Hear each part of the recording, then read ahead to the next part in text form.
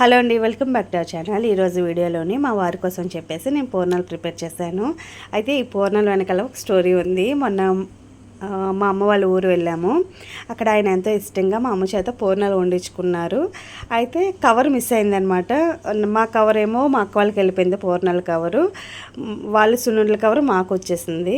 Same రెండు ఒకటే green కలర్లో ఉండడం వల్ల అలా కవర్ మిస్ అయ్యింది. అయితే ఆయనకి పూర్ణాలు తినాలనే ఇంకా మనసులో కోరుకుండిపోయింది. సరే కదని చెప్పేసి నన్ను అడిగారు, పూర్ణాలు చేస్తావా అని అడిగారు. కానీ నేను ఎప్పుడు చేయలేదు కదా, ఫస్ట్ టైం ట్రై చేశాను. మా వారు అడగగానే వెంటనే చేసేసానండి. దానికి కావాల్సినవన్నీ కూడా తీసుకురమ్మని చెప్పాను.